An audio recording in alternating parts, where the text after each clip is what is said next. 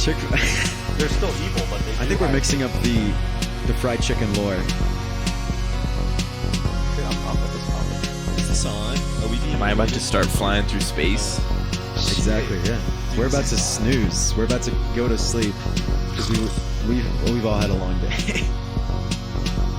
It is the snooze room today. This is a late episode. I think this is the latest episode we did. It is midnight. I think this is the only time where like it's been like appropriately the snooze room. This is like sleepy hours. You know, my brothers are all asleep, so Sleepy time tea. this is cool. Maybe the vibes are going to be totally different now that it's dark, even though it's the same. Anyways, today, special shout out to the buzz that's going to be going on this whole episode. We really appreciate it. We really like it a lot. Shout out to the new XLR cables I'm going to get. But let me introduce the fellas, the guys, the lads, the young chaps. Ladies and gentlemen, may I present to you Gingsu. What is that? Are we doing sound bites now? What was that, Andrew? That was Gingsu. Oh, this is was Rocket us. League videos. Thank you, Andrew, for our ADHD. Okay. All right. Yeah. No. Ever since the Levi episode, we've just had Rocket League playing in the background. It just kind of helps with the ambience, but we can have anything. Oh, I'm about it. No, Yeah. This is hot. But yeah, I'm joined today with Gingsu, and this is so cool. I'm joined by all four members. If you guys pay attention to the snooze room lore, this is the first time the snooze room has had 5 people in it, and that's why Quinn's chair is actually different from the other chairs. He has a special chair, and that was funny because when you came here today, you're like, the first thing you said was like how comfortable these chairs are. So you actually have the premium throne. How does it feel? You know, as the hardest working member of Gingsu, I do think having the most comfortable chair is nice after a tough day of really physically exerting myself on stage. The name of this podcast should be Delusion. Delusion. Period. Special chair for a special man. Well, every podcast episode has a different theme. We had a nature episode when my dog came in. We had a friendship episode when the Rickety Cliffs came on the second time. That was about I think that episode the theme was fraudulence and betrayal on their part. This can be the delusional podcast. Yeah. We can make it. I like that. We can bring it. Yeah. But so Quinn, the man of the big throne, he is the singer for Gingsu, the man that makes me as a singer feel very insecure about my voice because he's so goddamn good at it. Next to him, eating the Taco Bell cravings box with the nacho fries that are back in stock at Taco Bell, is the lovely guitarist James. How you doing, James? Doing all right. 5 out of 10. I mean, 0 out of 10. How is the Taco Bell? It was pretty shit. It's not good, man. Is it wasn't worth not? the wait, no. I'm sorry about that. We're not hitting today. Is it cold? Next to my It's a man little James, I have the one and only drummer, jazz drummer, but in Gingsu, he doesn't do too much jazz. Oh, Caleb. shit. Fucking, we started real fast With the credentials, with the credentials withdrawn. and of course we can't forget the one and only Michael on the bass. Michael, how are you doing? You know, I'm doing pretty good. Happy to be here. Right on, right on. So, you guys had a busy day today. We just got back from Elfest 2, which is a show that was real, that actually happened. That wasn't just an idea that should have been left on the shelf. It really happened. And it's done. It's now in the past, you know? How do you guys feel you did? I think you guys did a good job, but I want to hear it from y'all. Well, I'm always very critical of our performances. Right. And I mean, I will say that I thought it went very well. I had a really good time. It was fun. I think it'll be remembered, you know, as one of the good shows. I hope so. Yeah. I really hope so. I just want to say, for me in the crowd, I know a lot of people that was their first time seeing Gingsu. My friend Katie, it was her first time, and she was moshing. And for a girl who weighs 110 pounds, that's a pretty, you got to be a pretty good band to get someone like that to mosh. And she went through with it. She loved Gingsu. Andrew, this was your first time seeing Gingsu. What did you think? I was drinking. Same, man. Me too. Me too. But yeah, I mean, I've seen you guys a few times play a lot over the years, and this was a good show. I liked your performance. I think it was a few weeks ago when you were live out of I think it was like a shed that was like a microwave stage with aluminum. That was a Pink fun House. one. Yeah, The Pink House. Mhm. That was fun. That was a fun one. Chrome Zone. Literally the Chrome Dome Zone. That was a fun venue. I mean, it was like the stage reminded me of like the Shea Cafe as far as like size goes. Yeah. It's about the same. But it felt like you were in an oven. you Yeah, know? that's the vibes I was getting. Not And to like bring back any like historical dramas, but you know, you flip it with it. But, you know, kind of felt. What are we doing here?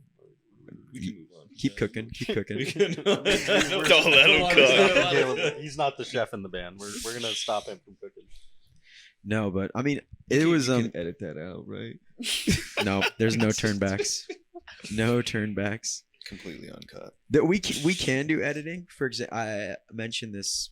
I don't know with who came on where they were like, "Can you please edit that out?" And I'm like, "I could," because one of my good friend Rexy, shout out to Rexy, he's a rapper.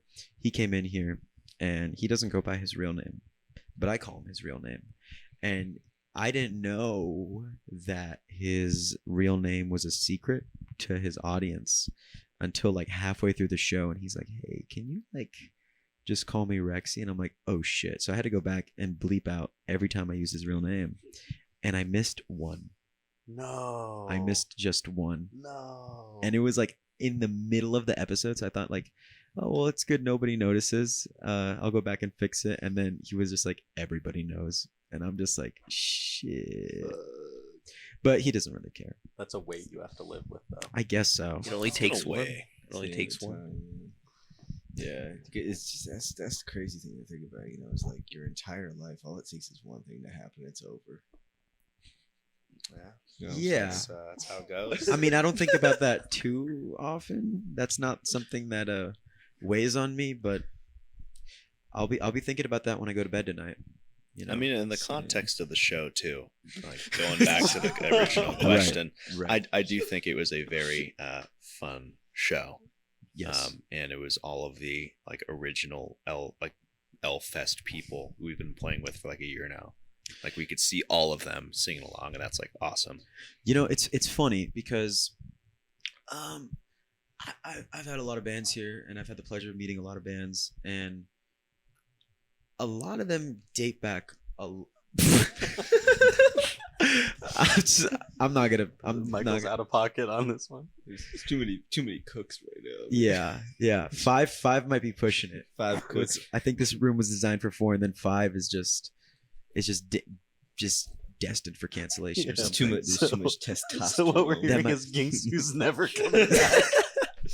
All it takes is I that don't- one thing. That is not the case. No, absolutely not. But the thing is, like, I knew about Gingsu for a long time in the scene. I was aware of you guys.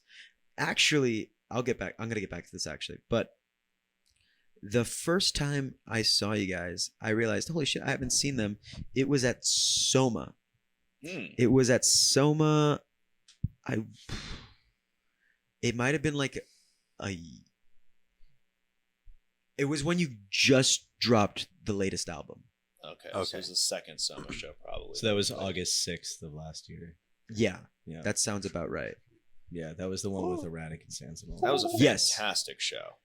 And Awesome show. I hate to say it, but I think that's the best show I've been to y'all's. But it's just so hard to top, like Mhm. Soma, that Mhm. stage. Yeah. It was incredible. I remember seeing that show, and Sans was terrific, absolutely terrific. Erratic Impulse, they were. I don't think I stuck around for like their whole show, but it was just great. And then I was actually in the crowd with Reese, and then he's like, "Okay, Gingsu's on. We're gonna go see it." And you know, back then it was like the dichotomy between me and Reese was he was the Strokes guy and I was the metalhead guy. So I'm like, I'll be the judge of Gingsu and see what they're about. And you guys just blew me away. I saw the piss jug for the first time. I saw everything. Yet to be returned. Yeah, it was incredible. Which is funny because I actually saw Red Mara before Gingsu. I saw. We played together. Exactly. Us and Picado Core played Yeah, together. that's right. Way back in the day. Yeah. But yeah, I mean that Soma show was incredible. Well, hold on. Let me settle something right now because I wanted to know if this was you for a long time. Sure. One of the bands that Red Morrow played with at at John's house show. One of the bands that we played with, somebody came up to me at a different show and said, at a Gingsu show, after having played with Red Morrow, and they said, "I just saw you guys. We just played at John's house show. It was a shame you didn't have your singer." Was that you? Ooh, wait. They were. Was that you? We're gonna get some beef started. Wait, right wait, now. No, I was wondering, sure. I was wondering this for a while. Wait, I'm not. Just talking about I'm me. not understanding the premise. Red Morrow played a house show with John. Who's John? Oh, then it wasn't you. Never mind. It was somebody who looks like you. Interesting. Where do we played with you at Guadalupe Brewery? That's right. That's And right. the Shea Cafe. Yeah, someone who looks like you played with Red Morrow. You know, it's just the three of us. Yeah. And then they came and they saw Gingsu at a different show, and they came up to me and they were like, "Oh, I saw you guys at the house show," referring to Red Morrow. "We Mhm. just played with you guys. It's a shame you didn't have your lead singer." And I was like, Oh, well, Ouch. it seems like they were just confused with like the I just lineups. wanted to start some beef. We can start beef. We can definitely get back to So some now beef. we'll say that it was you. You know, it's funny. And this is what I was thinking of was in my old band, I was like, yes, we did play with Red Morrow, but we did play with Gingsu once. And it was at the worst show I have ever played by far in my fucking life. And me and the Clips joke about it all the time. But do you guys remember Hoodstock? Oh, I remember Hoodstock. Oh yeah. Oh Lord. I remember Hoodstock. How could you forget? Well, Hoodstock? Gingsu didn't. Oh, Gingsu did play. Red Gingsu was Morrow one of the didn't bands play. that got to play. Yeah. Yeah, Gingsu was the last band before Yeah. Grandma rolled out. It was like I "It's left. too loud." I left before Gingsu played because it was pitch black and there Yeah. was no I fucking mean, you, lights. my man, You got lucky. You got out you were early. lucky. Because someone's car got hit. Yeah, right. My friend's car got hit. But maybe it James, was. James's girlfriend Dude. came from all the way from like New York.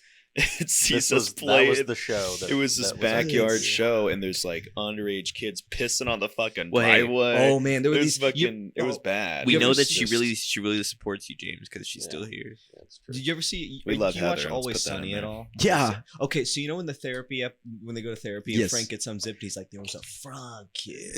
There were these four girls who were sitting like across from each other, like parallel, right, Mhm. on this driveway, just pissing in a frog position, and they were like Wh- yelling at people who would look at them. They're like, "Don't look," and they go, "But if you do, it's human nature." And I was like, "Those are literal frog kids." What the? What's It's like, how the fuck are you not gonna notice it? There's a giant puddle emanating from three people. Are they, like, in a squatting circle? No, position. it was like this is both ends of the driveway. One here, one here, one here, one there. And they Oh were my making God. they were making other people feel like the weirdos. I'm like, come on. Like Well, girl, go okay, to hold on. bed. Let's be real here. There was no bathroom at Hoodstock. Yeah, but there was a lot of shrouded areas. Yeah. Like there That's was a true, lot of that's places to go. Like anybody could have gone to the bathroom and not You know, been seen. That show had Right. a lot of potential. It did because it was Yeah. a nice isolated venue. And I remember there was a cliffside right when you drove in the house. That was a beautiful view. That would have been a good place to play, but there was just no organization. I No, mean- it was I remember walking in. You walked in, and in the path you walk in, there's like an extension cable that runs out of somebody's window across the walkway, and you could trip over and unplug it, and that's the entire PA amplifiers, everything Yeah. from one extension cable inside the Well, house. what happened was we were so pissed because we played and we're a band that likes to bring a lot of gear. And what happened was our guitarist uses a tube amp. And if you know anything about guitars, you know that you can't like just turn off a tube amp like just without putting it on standby and then Yeah. turning it off. But the power was so shoddy, like every other song, it would just like like one of the strips would just go off, and my guitarist is like fucking so pissed. He's like, we can't keep doing this. My amp is gonna fucking break. This is like the second time it just turned off without like cooling them down or whatever, and it was a mess. There was no lights. I think someone like just like drove like Yes, someone's car. Someone a drove their car and just up, had yeah. like lights on us. We had to switch guitars all the time, and the crowd was just like by the end of it was just like 8 people huddled around a fire, and it was I remember that. Did you guys do the Alice in Chains cover? Or who was yeah, we that? did. We That was- There was I don't know if we did it that. someone Did. came up Someone and did. sang. Yeah, they had like a guest singer it- come and Oh, it was Man in the Box. I was Yeah. me. Oh, yeah, okay, I yeah. thought that was fucking Yeah. you. That was me. I was with the Rickety Cliffs. That was one of the only Oh, yeah, compliments. Yeah, yeah. that's right. That Yep. was one of the only compliments I heard these guys dish out the whole night. was That's for true. that. That is true. That's like, let's face it. I'm sorry. Like, no shade to anyone who threw that show. I don't know how it came together, so I don't know what unforeseen circumstances are like had arisen before it all took place. But there were a lot of moments in that show that were like, wow. Well, something I've noticed when we've played a lot of these backyard shows or cul-de-sac shows or House of Heroin, all these different spots we didn't get to play House of Heroin. That's another sore point. But it's like everyone underestimates the dust. And if you don't like The wet dust down the was big. dust, it's Yeah. it's That was like big. a major issue because it'll get on people.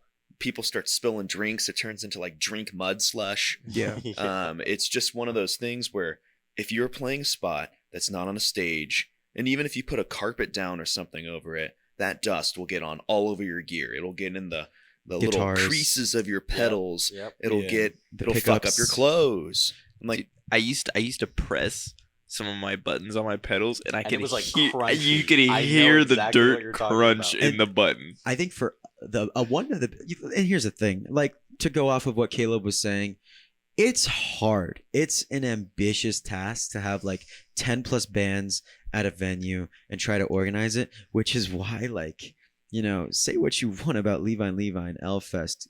Are you kidding? Like that is such a hard thing to do. And these guys pulled it off multiple times and they've proved like I wish my band was around when these guys were around because it would have been a pleasure to play with them. But I remember one of the big things at that show that was tough was unloading gear because we were just at the bottom of a hill. The house was on a big hill and there was like it was like a one-way street. People were coming back, coming down. We carried the amps all the way up. And then when it was nighttime, we were just flashlighting. We had all this gear, all this shit and just cramming it in the truck. And it was, I remember the drive back was it was a quiet drive back. I mean, Yeah. the worst part was yeah. the band who didn't get to play and who didn't Right. get any parking spots near the top, so they walked their gear the entire way up, didn't get to play, and then they walked it all the way back down. yeah, it felt And really bad. there's just a little, it definitely like, there's a certain element to it, like I was gonna say this earlier when you asked about how you felt about tonight's show. I feel like there's always like multiple elements to the show. There's like you feel about your personal performance, the band's technical performance, but there's also like the energy. There's like the whole vibe of like everybody in the audience. You know Yeah. what I mean? And I feel like that show was one of those weird combinations where like the audience was like a little bit dismissive because I think the combination of like the setup wasn't enticing to watch. Yeah. So then the people weren't so into it. So then the bands weren't having the best time. It's just a weird combination. It's hard to get as a band excited to play a show when you just see like, man, this show has been dead for a while, and now we have to muster up, and you just want to leave. You're just like, I don't want to be here and stuff, and it's tough. And I can imagine that you guys might experience that quite a bit at certain shows because I see you guys on flyers and stuff, and typically you're on the later half of shows if you're not headlining, and at some shows where it's not paced right, it can the audience can just sort of like drift and kind of not really, they just don't have the energy to go 3+ hours and stick around and have interest. So have you guys had to feel like it's a blessing to headline a show, but we have to now work overtime because the audience is now exhausted and tired, and we have to still make them excited like they just got here? Mhm. Like, for example, we played New Year's Eve at, I don't think it was considered an L Fest. It was like the New Year's Eve Extrap. It was like one of their It's just- bigger It was one of shows those before throwdown, Elven. yeah. Yeah, it was a throwdown. There was an awesome spot that we had played at least 2 or 3 shows at. It's like kind of North County, San Diego, I think. I'm sorry, I am not affiliated that well with the locations No, don't worry. of San Diego, but it was kind of north from where we're used to playing, Mhm. and it was under a freeway overpass, and we got put on as the headliner, and we dragged all our gear out there, and they, to their credit, put on a pretty fucking good setup in the, on an already rainy day underneath an overpass, and it was impressive. A ton of people showed up. Oh yeah, New Year's was And- rainy. Yeah, because we were there as the headliner, all these other bands that were before us got, a huge amount of people there. It was like at the prime state of people were feeling it. There were drinks flowing and some people, they were like there having fun. It was entertainment. And then as the night goes on, those people eventually start to leave. And then at the very end, there's always a kicker. And this kicker of this show was the full-on deluge of rain, which started dumping down. Just so it was chaos. Like the mud that started to form was just, you would sink your whole foot in. It was And- it actually got like dangerous. It was There was dangerous. a car Yeah. parked very close, not very close, but like 100 feet away from the stage. It was parked, and the dude was trying to like reverse out, and he actually ended up sliding down into the ditch with like the aqueduct that's under that freeway overpass. Yeah, And- thank God he was in a Yeah. Subaru because he was able to get out. Yeah, it was bad. I think like no matter what environment we're in, where like maybe we end up in this kind of situation where like it's pushing like, because shows will run late for any number of reasons too, like it can put, we could be set to go on at 9:30, end up going on 10:30, and like Yeah. in any of those situations, I think it's always just about like it's even the same with if there's 5 people and we're opening, like we just throw the best performance we have, because like even if there's only 10 out of the 50 people that stayed for us, those 10 people aren't going to regret that they stayed, and they're going to tell everybody else that left that they're that they missed out. Hopefully, Yeah, I think that's kind of like that's all we can do. That's the best we could do. Yeah. There's really nothing else. that's been one of our like kind of guiding philosophies in performing, is like no matter what, we kind of show up to put on the best show that we are able to put on. Right. And whether we hit or not is like whatever, Yeah. but we do try. Like if we impress, all I'm saying is if there's 5 people in the crowd and those 5 people like love us, and that's a win to me. You know what I mean? I don't need 100 people and 100 people to love us. It's like it's the small victories that count ultimately, because we're Absolutely. we're young. What's sorry.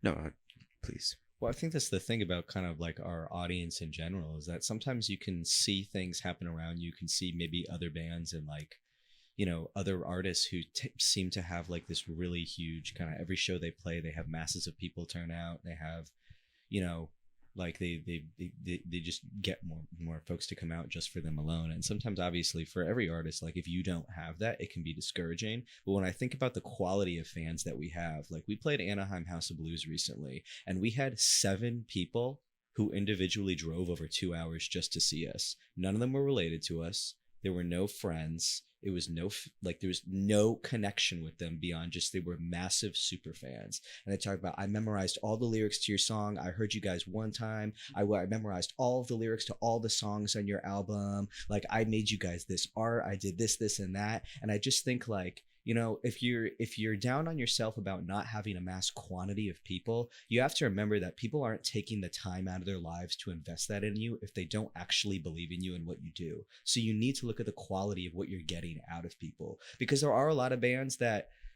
they don't have a bunch of people come from out of town just to see them and literally leave after their set is done, which I'm not really condoning as a good thing, but it's like people drove 2 hours to see us play a 25-minute set. And I think that really does speak to, there are people who really do like what we do a lot. It has to be flattering. It has Totally. to be reassuring, especially when every band goes through like a slump, or maybe just like an individual. It's just like hearing that is so nice. I mean,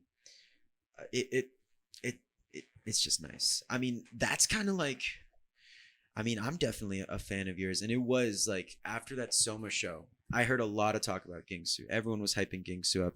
And I think you guys definitely lived up to the hype. I remember that was sort of when I was getting into the gym. And then I remember I went to like the gym like the next day, and then I put Mosquito Breeding Pit on, and that's like in my gym playlist.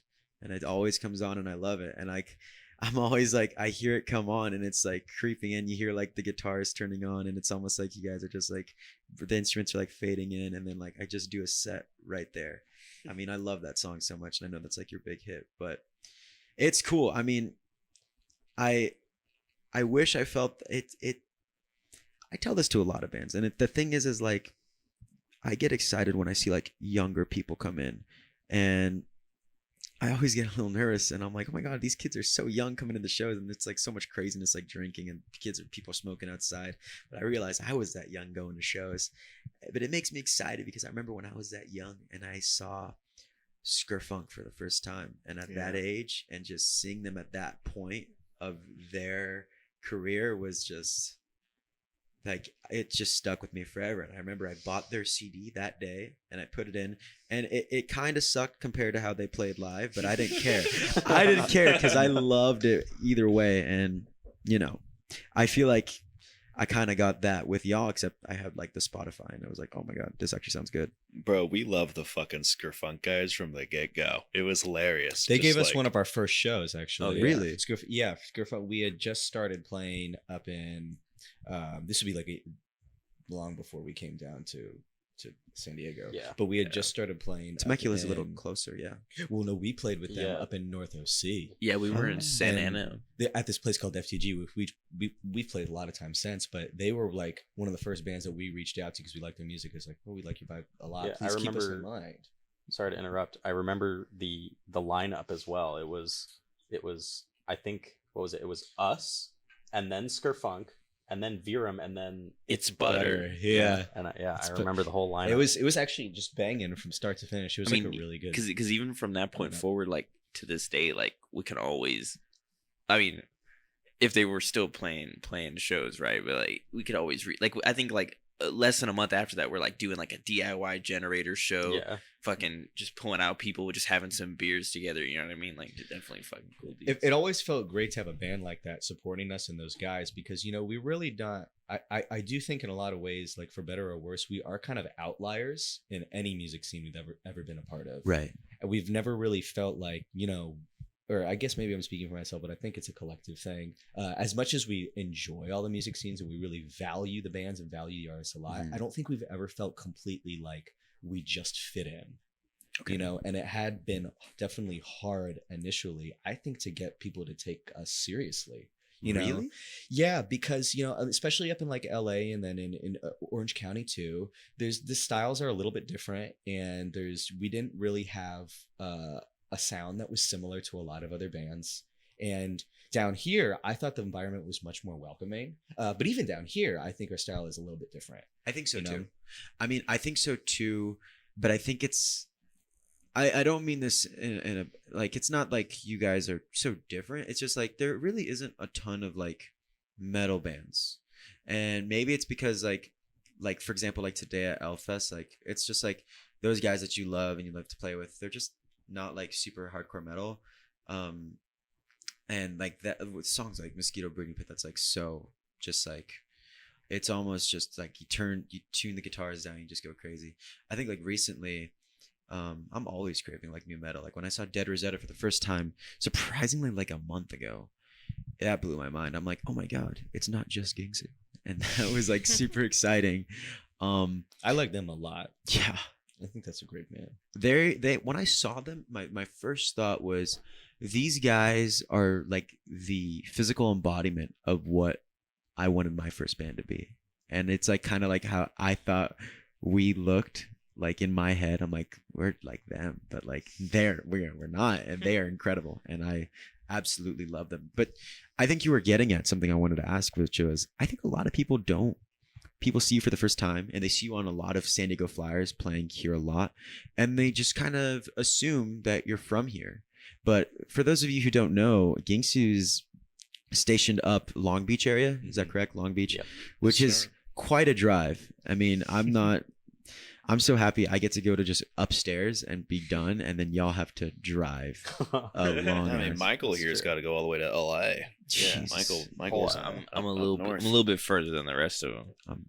I'm really sorry about that, but I'm sure y'all are used to it. So, what was your introduction here? Was it like a slow creep down south, or and then did you just like love it and stay? It was this no. big story It was- right here. It Yeah. was pretty much like, I mean, one of you guys could tell, but yeah. Well, I think our first show, like in San Diego, was Let Us Live. Yeah, Let it Us was Let Us Live, Live at baby. Queen Bee's. it was kind of the second one, right? Queens. Was that the first This one? is the first show in the San first. Diego. No, I mean the Let Us Live Fest. That was the first one. Yes. Yeah, And had you like been planning on coming down to San Diego for a while, or was it like We really wanted to.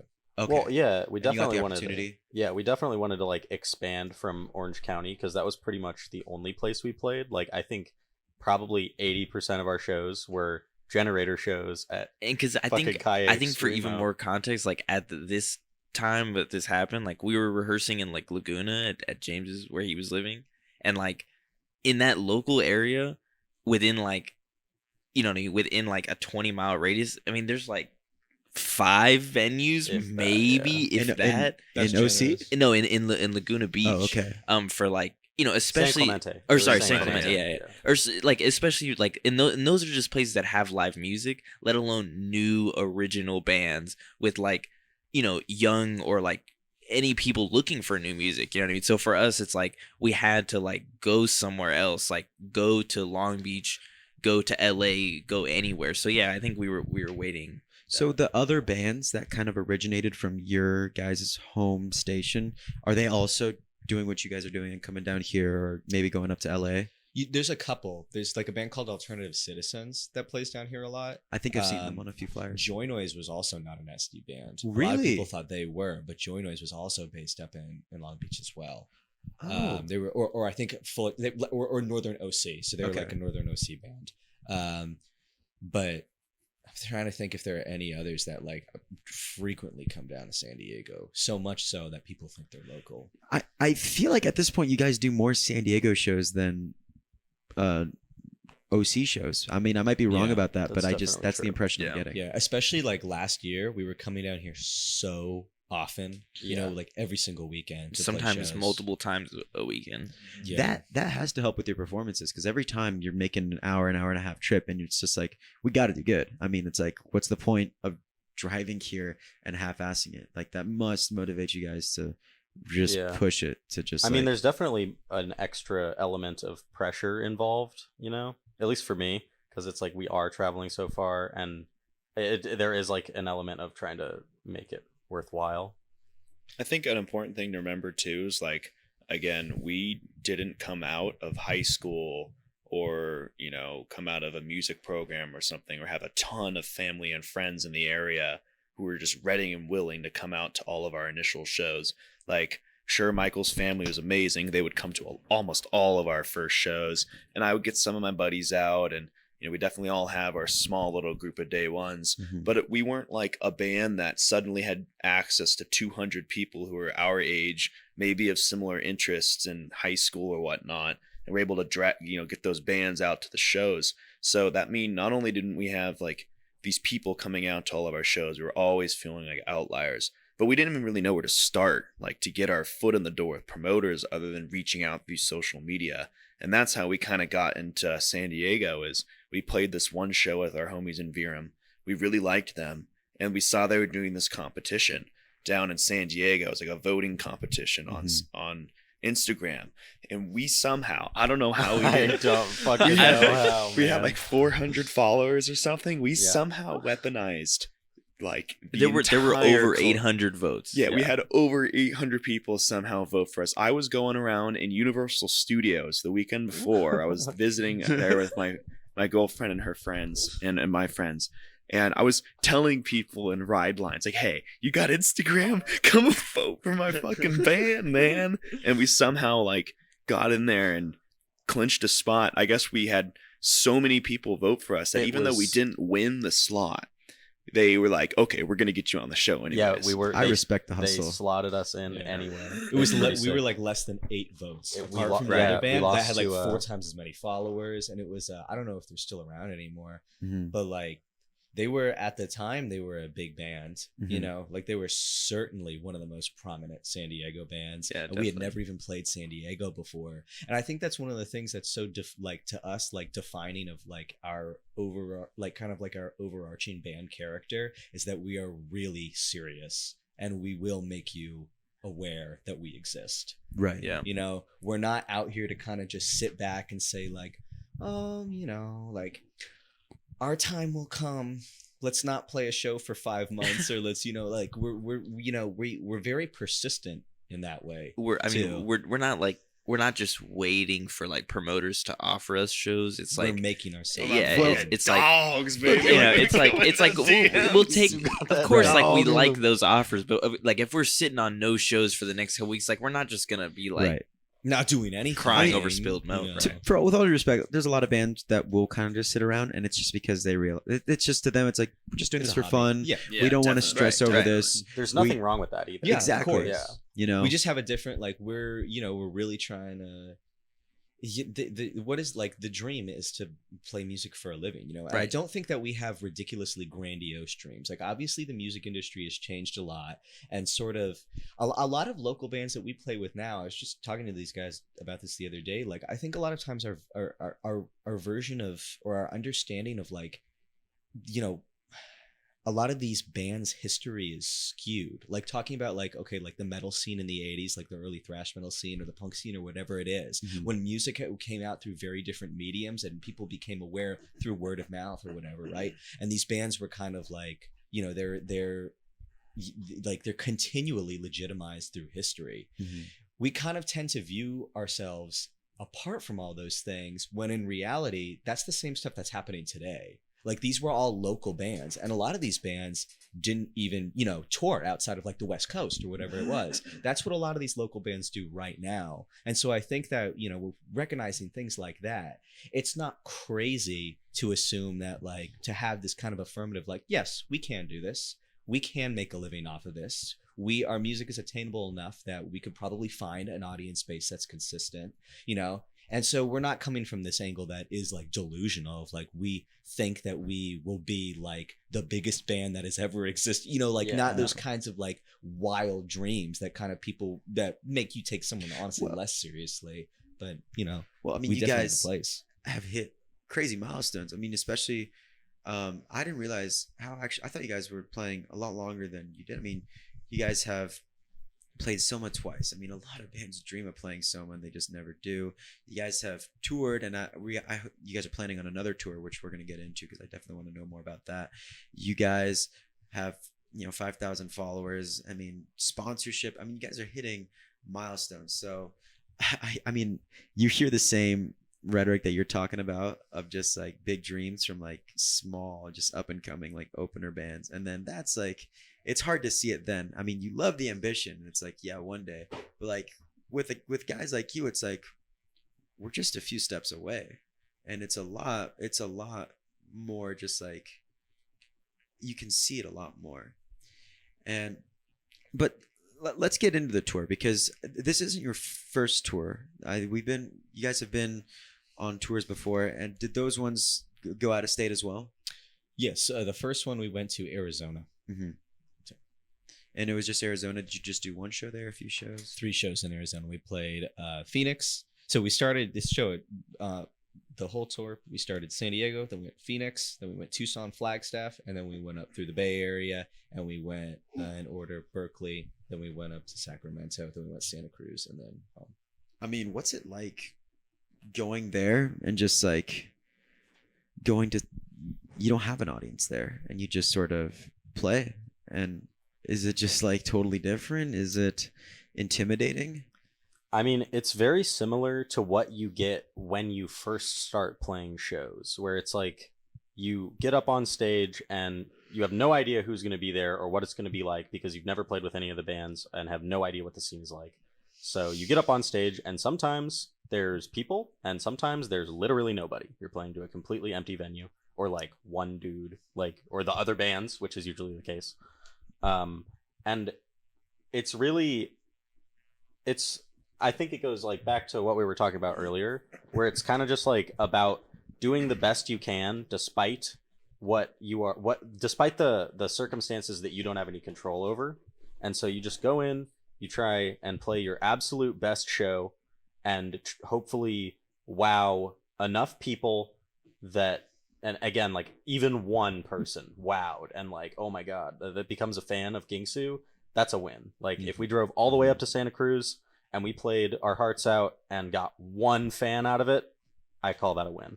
So where are you guys planning? I know you guys are sort of in the developments. I saw on your Instagram, maybe like a week ago, asking some of your followers where they'd like you to play, and even just going out there and being like, where can you hook us up? Because I think you guys want to go all out and see how far you can take it and see how far you can just extend the reach. I mean, do you guys have an idea of like where some interesting places that you haven't been before that might be in store? Yeah, we definitely had like a philosophy towards planning tours, which is you're not going to have great shows the first time you come into a place. It's very rare you're going to have like a massive turnout. Everyone fucking loves you.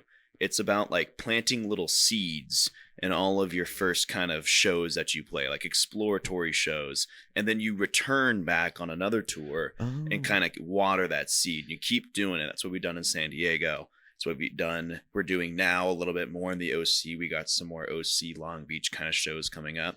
And it's also about going back to places like the Bay Area and to our friends who are now, out at school in Arizona. And we definitely take that into account a lot when planning our tours. We want to have some shows that are kind of safety shows that the seeds already planted. Obviously the first, tour being an outlier. And then we want to have reach, shows where we're planting that seed in new places. So like some new popular spots we really want to play, and that we've interacted with bands that have been on their own tours down to SoCal, and either we've helped them get on a show or we're on a Levi show together, whatever the circumstances may be. We then have built that connection, and now we want to go to places like, it would be awesome to play Seattle.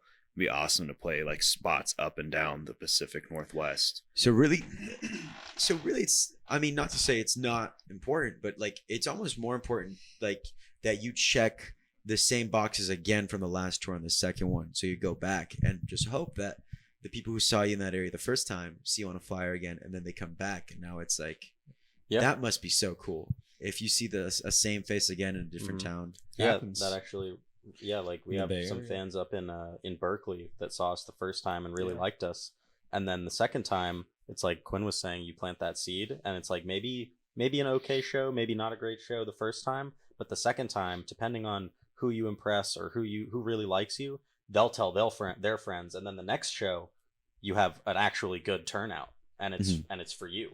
I mean, the first time we played the Bay Area, we had very, like it wasn't sizably, worthwhile from like a monetary, standpoint, but we went up there on our second little mini tour, which we've done a couple of now, and we sold out that spot, Art House, for all reason, for intents. Like we literally sold the spot out, and it was full of not only friends and family, but a ton of new fans in the Bay Area scene. We even had people who originally saw us at cul-de-sac shows down here in SoCal who had, over time gone to school at UC Berkeley or San Francisco State or, Sac State. And then they came to the shows and they brought a friend or two.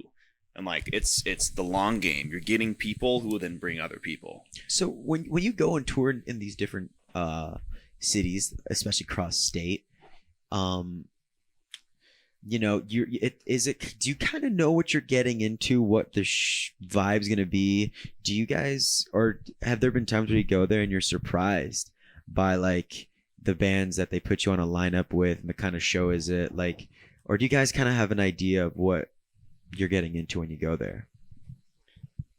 I think it just depends on whether or not we've done our research on the bands beforehand, because we always know well in advance who's going to be on the show, unless there's like a last minute lineup change up. So we do know who's going to be playing there. And I was very excited the first time we went to Berkeley because we were playing with like a math rock band that ended up, they're called and if they ever come down to San Diego, you definitely have to check them out because they're by far one of the best bands we've ever played with. Definitely. So I was really excited for that. And then when we went back up there, we played with them again.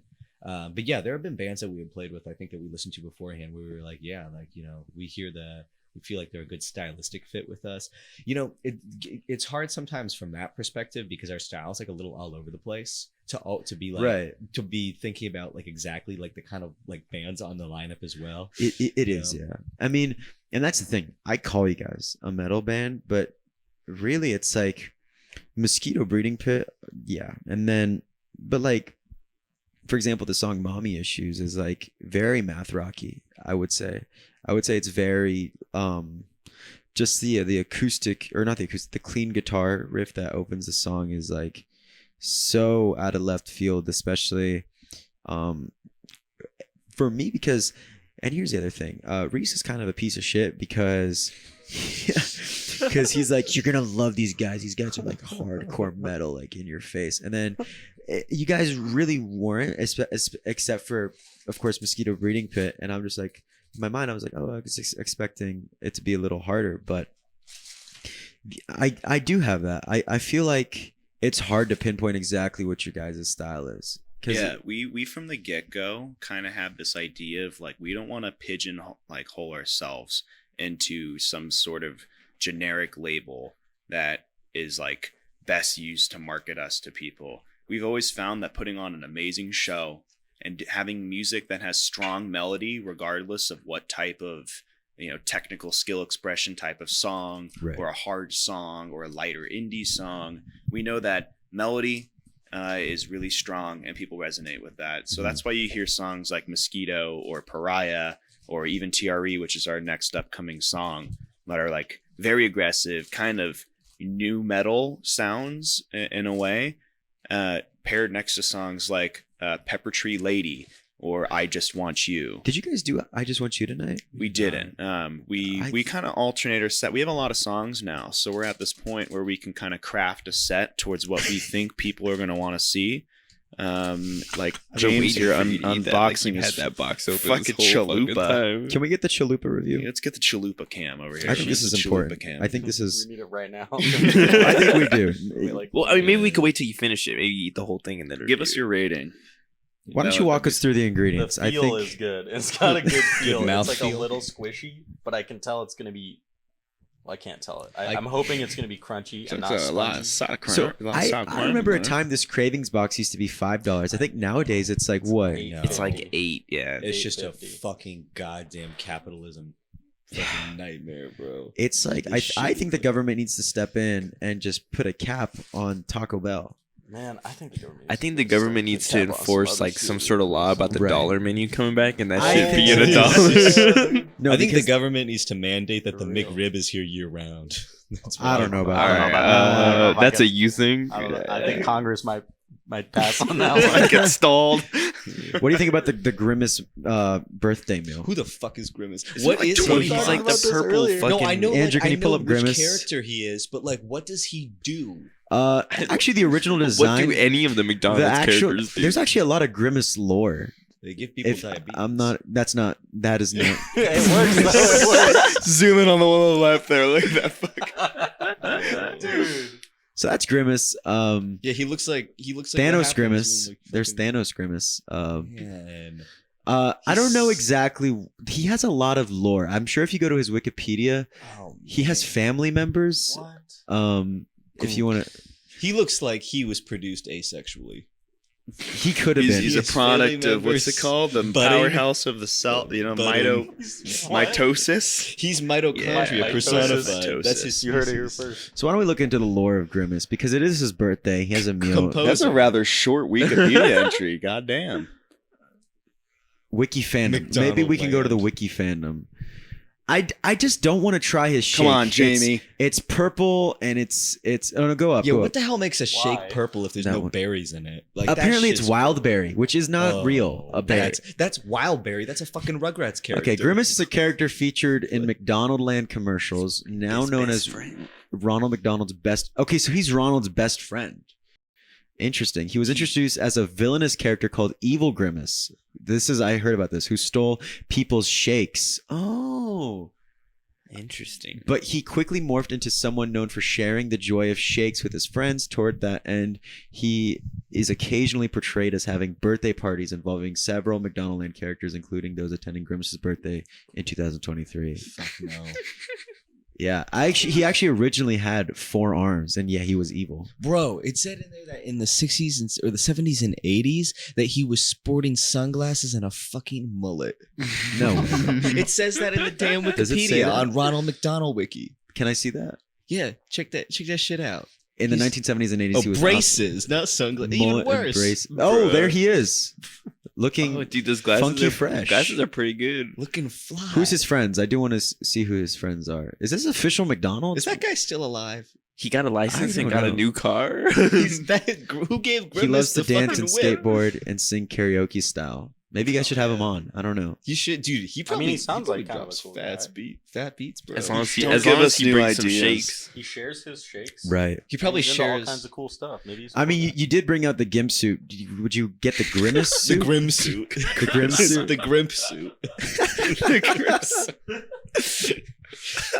I mean, That could be a big opportunity. I the mean, thing I've told James and as well as everyone else in this band is I will pretty much do anything if it gets us to laugh about it while we're trying to figure out I what mean, it Right. is. I feel like I can go ahead and say this, that there was more to that gimp suit idea that we didn't execute. Yeah, Like we- Oh, yeah. like Quinn totally. Quinn definitely goes all the way. Like like a strap on or something. like we were gonna have Close. we were gonna have dog leashes yeah. on his neck and like walk him out on all fours in the gimp suit. It was gonna be like a whole Could you spectacle. imagine that in the mud? He was gonna have my his Dude, we even had a that would fully covered a with the fan ball that we- gag in. Yeah, a fan that Oh, we in had, a ball gag, we yeah. had like told this, ran the idea by them. They're like, "Oh my god, I got the perfect gift for you guys," and they go out and buy us a fucking ball gag. Who did that? Where did you get the gimp suit?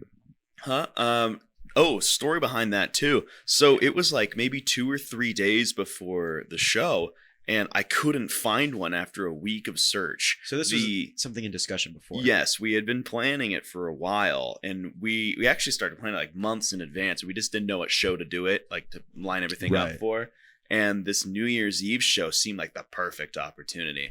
So I was struggling to find one because they all came in like the like thinner body style suits, Uh-huh. and all the ones I was calling lingerie shops, I was calling sex shops in the area. I was like, "Yo, do you guys have a full latex gimp suit that could cover I need it now. cover I need a it by wider today. male? Like I'm a wide boy, So so gimp suits are not very body positive. I mean, apparently not, because I I had to don't know. like fucking smear the inside with my own sweat to get my leg in there. But I couldn't find this goddamn suit. So eventually we ordered one off Amazon, but had to pay like next day shipping. Right. It was cheaper to do that than to get one from like a local shop that was a female size that I couldn't fit in at all. When you buy it online like that, they got to put you on like a list. There was or- literally only one company that would sell it with 2-day shipping. All of the other ones were a month out. So Right. like 2 days before the show, I still didn't have this suit, and I thought shit was just gonna hit the fan. And by this point, we had already talked to the Levi guys about doing this whole setup to like, you know, granted the storm kind of put a little dent in our plans, but we were gonna come out right at the drop of the ball or right before. It was and then right the- before we had plans to.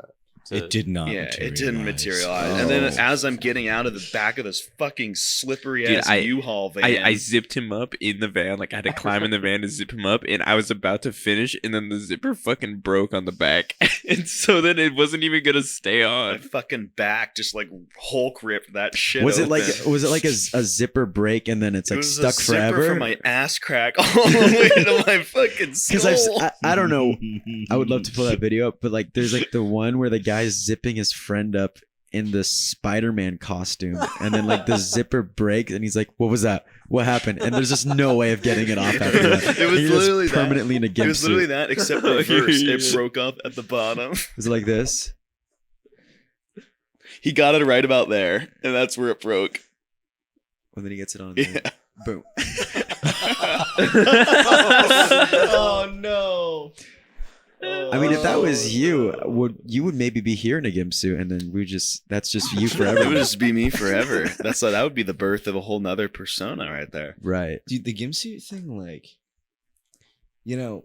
had it been brought out, like, I feel like if we had done the whole thing with bringing him out on all fours with the fucking, like, the leashes, I think that would have been really iconic. I think so too. I think it warrants future, like, repeating that in the future. Well, we got another thing planned for this Halloween. Might involve potentially a 2-man horse costume. Oh yeah. So we'll see if it can materialize. That's just kind of, it's like another level of expense. How do those 2-man horse suits work? Human centipede The style. guy up Well- front's having a lot of fun. The back's not having any fun. I actually looked up reviews on 2-man horse suits after we discussed Wait, this. who are the 2 men in the damn fuck? Don't worry about it. Because Doesn't one of matter them's yet. not me. It doesn't not matter you. yet. How are me Yeah. and James gonna do it if we got? As you can see, it's a work in progress. It's a work in progress. Of course. We don't want to give away too We don't much. want to, yeah, and you don't want to give it away, and you don't want to rush into things. We got to work out all the logistics on the horse suit. Yes, but to answer your question overall, I love doing whack shit on stage. Right. I think it's so much fun. And one of the most iconic ones is the piss jug. And Oh, that little girl. yeah, That little thing there, that little boo thing. I remember, first time I saw you guys, I think that was like prime piss jug era. A lot of people were really hyped in the crowd, like, yeah, drink the fucking piss jug. And I'm like, the what jug? The Yeah. fuck is happening? Dude. And then, there's a jug of gasoline, and you're just chugging it down. And I'm like, this is cool. That You know shit what we has should almost do? gone me into some trouble. Where? Walking into shows with It's a true, yeah. fucking gas can and an armored plate carrier vest. Like, it's a recipe. We were walking into the show in Isla Vista, and I had people be like, yo, what are you doing? Like, are you cool? I was like, yeah, no, I'm in a band. We're playing a show. It's part of my stage act. They're like, no, dude, like, are you cool? And like, they were driving next to me, like watching me walk towards this thing. I was like, yeah, I'm cool. Anyways, yeah, and it's just been kind of interesting. What were you saying, Caleb? You know what we should do after the piss jug? Like, we should do, like, the orange juice boot, where we just fill, like, an old, like, musty boot. Oh, All I'm full of saying is we orange could juice fall. and We could all drink from we it. could might fall be- down a rabbit that's- hole of getting crowd boots. Getting No, crowd no, shoes. Docs, we don't getting need some to- spicy no. docs. No, see, the thing is, the piss jug has legacy. It has lore. it does. It has all- mold. Like would you Grimace. like me to go into that a little bit? We could Like, definitely. I'll Absolutely. keep it brief. We played a really hot as fuck show, direct sunlight, Santa Clarita, middle of the summer, 110 degrees or whatnot. Like, so ungodly hot, it was dangerous. We were all thirsty as hell, so we preemptively went and bought just a milk jug. And you go to the gym, I'm sure you've seen dudes walking around with fucking milk jugs Right. that they just fill up with pre-workout. I or used to do something. that. And then it It's- got moldy. Yeah. Well, case in point. Well, So- there you go. We got know one of the these. lore. We got one of these jugs, and we Spoiler just alert. started using it for everything from drinking to cleaning hands to bong water, whatever it was. We would have a full gallon with us, and I just wrapped that shit up with tape, and then we just wrote piss jug because we were like talking about it in the car about like truckers piss jugs. Yeah, we thought it would just be funny and stupid Yeah. to have like a piss jug that we all drink So out we of. went through that was like version 1, like Yeah. beta piss jug. Then we went into the second version, which was like even more taped up, slightly bigger bottle, piss jug version 2. And then with piss jug version 3, Michael had the brilliant idea, like, let's put this shit in a fucking like gas can or something. So you got to make sure you get all the gas out of there. You don't even want to. So we bought a brand new one on Amazon. Nice. You know, corporate Amazon overlord sponsorship here, but we bought a brand new one. I washed the shit out of it. I spray So painted no the gas was in signs. it, ever? No, never. I don't think there's ever been any gas in the gasoline. That said, There's been right various now- liquids. Right now is probably the best time for it to have gas in it. Right. Yeah. you know, right now is probably the most undrinkable it's ever Yeah. been. It's in a We- state. We had someone like we've had people pour their like drinks into our thing without us knowing or knowing. And then like, you know, in the chaos that is after a show, we just throw that shit in the car and go home. Right. We're not gonna get home till like 3 tonight, maybe even later. Like that's how it works for us. So we're not Fuck thinking me. about the fucking piss jug and the mold that's growing. And then on the tomorrow when inside. we wake up, we still ain't thinking about the piss Fuck jug. That no, shit will that's sit true. there for That's true. weeks. That's I true. will say, Weeks. It's bad. And the craziest thing is, I think they figured it out a long time ago, but I kept drinking of that shit for fucking ever. I don't think I've actually drank from the piss jug in like over a year. How would we step it up? Is it like maybe like a beer bong kind of thing? That could be cool. It's got to be something visually eye-catching, something that's a natural next iteration of a water containment. We've had this tinkered with this idea of going back in time a little bit each time. So like eventually ending up at like a Roman fucking urn, you know, like keep going a back. chalice, Like a chalice. a grail. Or, you know, The urine chalice, my lord. like we wheel out like a mead barrel. And Or what drink if you out guys of the get like barrel. a wheelbarrow and just that might be too big actually. It's like it's got to be something that I can at least access for the purpose of water on stage. Well, it also Put a has to be straw in the portable. wheelbarrow. Yes. It also has to be portable. is the Yeah, thing. I mean, at least Well, the portable for wheelbarrow our is a car. capabilities. maybe you guys should talk to like the people who go all out on the 7-Eleven Bring Your Own Cup Day because they go wild. I mean, they use like kiddie pools and fucking. Like, there's no way you're drinking that fucking much. You can't. It'll melt. Have you been to Jacksonville? I'm telling you, there is no fucking way a human being can drink that much. You know how much space I got in my freezer though? But it's gonna just solidify into ice. Yeah, and then I can put it in the fridge and let it slowly defrost a This- little. The type of This guy. reminds me because I am a degenerate San Diego State Aztec, and I would have. Oh God, there were these times we can go behind. I have a jug hanging right above Andrew. That's my jungle juice jug, and I remember. Like for New Year's, we made like a jungle juice in there, and it would fill up the whole thing, and we wouldn't be able to drink it all. So I would just have it and just drink out of it throughout like the next day and shit. We had a Oh, party man. the next day. I brought the jungle juice from yesterday with like the fruits in there, It's a and little they were bit like more fermented. sitting in my car, and then we put them inside, and then they're like, "How long have those fruits been in there?" And I'm like, "I don't know." We just drink it, and then we go to Denny's and bring the jungle juice into Denny's. I mean, Into Denny's? good times. Yeah, good Yeah. times. Good times. You know, one time I remember I had like this. I had a few plates of shrimp that I brought. Oh, it was to New Year's. Oh, The New man, Year's show. dude, I brought these remember that. plates of shrimp, but they were so warm. By the time we took them out of the car, I was just offering them to people, and I didn't. And realize it that wasn't these- cooked shrimp, by the way. It was like cold shrimp. It was supposed Yeah, to be. yeah. I mean, but these things were really. I mean, it was just. Dude, you had a lot of shrimp. I had a lot. You had I a ate lot of almost it. all of it. Everybody I would offer shrimp to, and these people had the fucking nerve to be like, "I'm so hungry. Oh my god, can we go get food? Can we get McDonald's?" And I'm like, Bitch, I literally have free fucking shrimp here. And you I mean, talk this about how hungry- this is coming Right. from the guy who one of his favorite snacks is like the can or like the bagged tuna, right? You're saying Those this are as if, good. like this is coming from. I mean, thank you.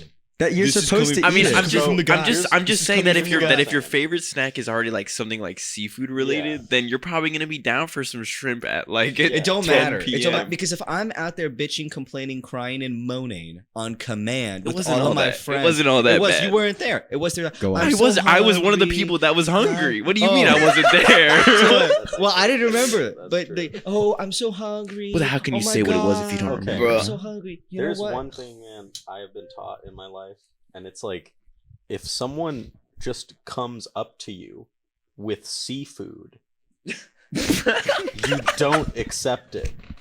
Like you don't just you can trust them all day, whatever. If that seafood did not come directly from the store or from the restaurant they purchased it at, you don't eat it. Seafood just goes bad really quickly.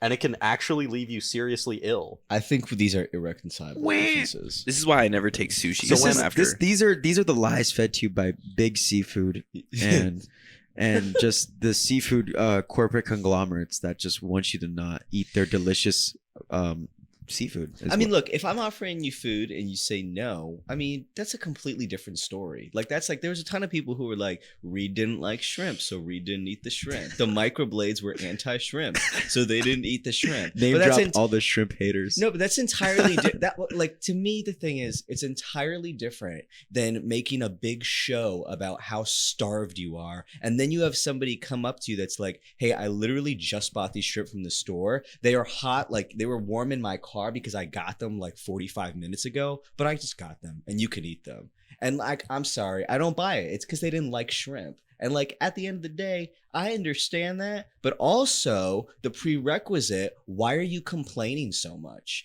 Like, why are you complaining if you're not going to accept the food? Well, Whatever. the alternative is like, I'm dying of thirst. I'm so thirsty. And then it's like, Dasani. it's like I have hot Oh, Dasani in man. my car, and I'm like, this would quench my thirst, but I don't know if it's worth it. At what cost? At what cost? I think is the big takeaway. Bro, I'm sorry. If- Some motherfucker comes up to me in a dirt lot with a fucking tray of Ralph's discount shrimp. I don't care how fucking hungry I am. I'm not eating that shit. It's got the sticker on it that's like It's like reduced reduced. price. I would definitely take a $1.93. bite. I would definitely grab one or two. Did it come with the shrimp cocktail sauce? Yes, it did. It did, Well, I actually, just yeah. thought it was crazy. Like you go to Ralph's, how much food do they have prepared and ready to go right there? They make that shit at the start of the day. I know that. I know that for a fact. Well, they make it at the start of the day. Whatever. It's under a heat lamp. It's Yeah, shit's still there. that's It's what I'm hot. saying. It's It's like, like- chicken. And with It's that been being nuked said, with grease. and the Cliff still couldn't tell the difference between them and the Cane's chicken. So, you know, Okay, I'll say by the end of the night, I had probably eaten 35 of those shrimp. and how'd you feel? I felt fantastic. There was no reason for me to have gotten sick because the shrimp were fine. Let's say seafood gets such a bad fucking rap, and that's all. Like seafood is like I eat seafood every single day. I have sardines for breakfast. Somewhere throughout the day, I have the bagged tuna. Like I What'd I eat tell you? seafood all the fucking time. People are so goddamn squeamish about fucking fish. It is absolutely wild. You know what? I appreciate that because I worked at a sushi restaurant for a year, this past year, and I ate a lot of sketchy raw fish. You know, the stuff that the chefs did not want to serve the customers, and I would. And you know what? I'm not. How should I? I took part in the Buster's buffet, and you know, Oh, I fucking love the Buster's there would, buffet. you know, and with sushi, I don't care if it's been sitting there and they're just chatting it up and there's just sushi sitting there for 2 hours. I take that shit in the back and just go to town. I do not give a I've fuck. been there. I've been there. Yeah, I take that shit in the back, if you know what I'm saying. Me and It that was fish got spicy places tuna. to go. But man, I mean, there were times. I mean, I'm very just experimental when it comes to seafood. I love uni. I love sea urchin. I love Same. all that stuff. So I'm not really squeamish. I worked with a lot of people there, and who just did not want to be around raw fish. I get, you know what? It's like, I'm not judging people. I'm Right. not, here's the thing. I'm very consistent on this issue. Mhm. I'm not judging anybody who is personally like disgusted by a food. I'm not judging at all. What I am judging is people who will come out spewing fake fucking facts about Right. how like, oh, did you know sardines are actually really bad for you? That's why they fucking taste so bad. Like, do you know how many times people have said that to me? I've probably eaten sardines almost every single day for like the last 7 or 8 years. I have a question, and I don't know where the truth is found in it. Maybe They're you- very good for you, by maybe, the way. maybe you can help me. Never eat a fucking sardine. Is what's the deal with like tuna and mercury? Is that bad for you? So you have to be careful pretty much with eating any large quantity of fish, right? Like I'm not selling the good word of fish as if you cannot get like mercury poisoning from eating a ton of it. Like fish in general is very high in mercury, so you're really not supposed to eat it as much as I do, you know? And so but like those risks are present in anybody who overeats any certain type of food. Like if you're somebody who eats a ton of like red meat and only red meat, there's no fucking doctor that's going to tell you that that is healthy for you either. My point about the whole fish thing is that people like look down on it, and sometimes they look down on it culturally, and they think Mhm. like this is a mark of why this culture is gross, or look at what they eat, or look at that, and blah blah blah blah. And like that to me is where the fish thing comes from, you know, or why I get so annoyed about it. Right. Like it's not to me that people are worried about eating too much fish. And again, I know a lot of people don't like fish, you know. It pisses me off because it's the same fucking people who are fucking guzzling down these massive Cokes and their supersized big meat diabetes premium McDonald's meals, talking about how fucking nasty fish is. Oh, I can't imagine. Oh my God, you're eating that? You're eating that? Oh my God, did you see what just came out of Right. his lunch bag? It's like, shut the fuck up. Right. Jesus. Did you mean to say Christ. Diet Cock earlier?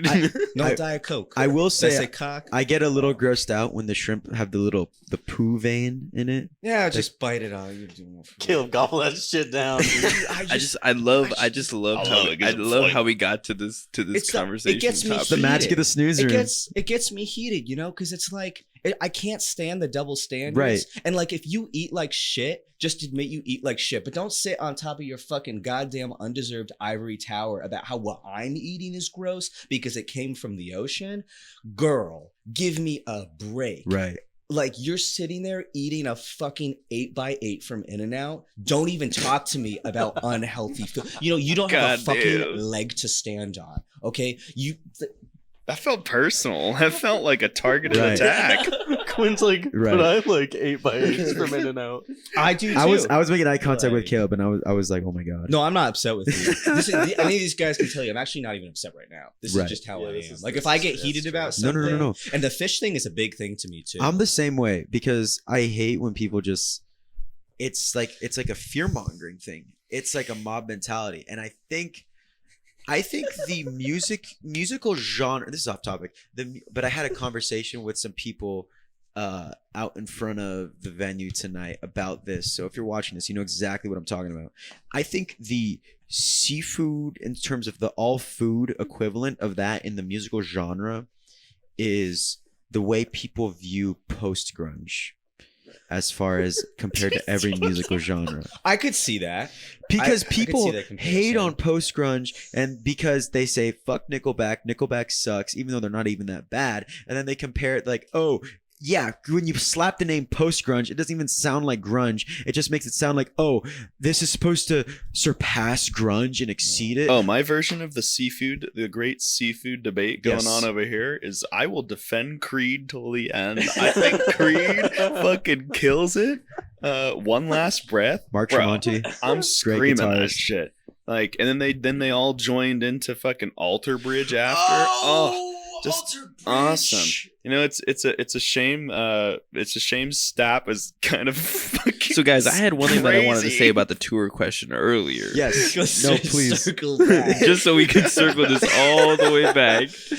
What I wanted to say was that I feel like tour is one of the most exciting experiences because of what James said, that it's like you're playing your first few shows again. You have no expectations, no predisposition to how something might happen, and you're in it for the whole ride. Like I feel like sometimes, like for me, I can get stuck in my own head when I like see a lineup of bands and maybe create an expectation amongst, like, because you know some of these local bands, like we play like handfuls of shows with them over like the past year or 6 months or whatever, and like I think sometimes I can imagine in my head like, oh yeah, like they pulled this many people, they pulled that many people, and like I create expectations for our shows, and I think everybody can agree that it sucks when your expectations aren't met, and trying to deal with that feeling. And like going on tour is like cool as fuck because you have no expectations, you're in a new place, and like it's cool to travel and see new places. You get to play new music at the same time. I mean, what could be better? Right.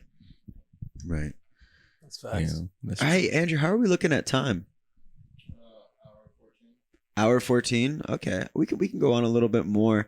I mean, this is actually one of the most cohesive episodes by far. Even with that fish thing. Damn. Oh, we hundred- went- 25-minute really fish went- tangent. 100%. It was even still somehow related. Andrew, you got to admit, this is like the most streamlined episode we've ever done. Dude, I mean, Damn. the Levi and Levi episode was, oh my god, it was great because I love Levi and Levi, but that was like, I kind of like just met them when we had them on, and they were doing a little bit of a bit. I mean, you know Levi and Levi. The L's. It was so yeah, it was 3 hours long, that episode. Oh, I know. And we took a break halfway through, and it was, the thing is like, I'm thinking right now, like, oh, we have like the little talk about the tour, and the talk about how you guys sort of got into the San Diego scene, and I can clip it and it's easy, and then we had a seafood rant. I'm not shitting you with Levi and Levi, we changed subjects, like points of conversation, like every 2 minutes for 3 fucking hours. I couldn't get a hold of them. I couldn't like be like, can we talk about this and stay on topic? It would be like we talk about one thing and then like Levi's like, this one time this homeless lady was chasing me with a knife, and I'm like, okay, and then we got that. But Quinn, don't fall asleep.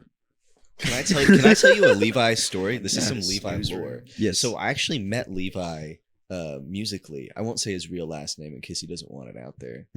But I'm well aware of it. I have his email.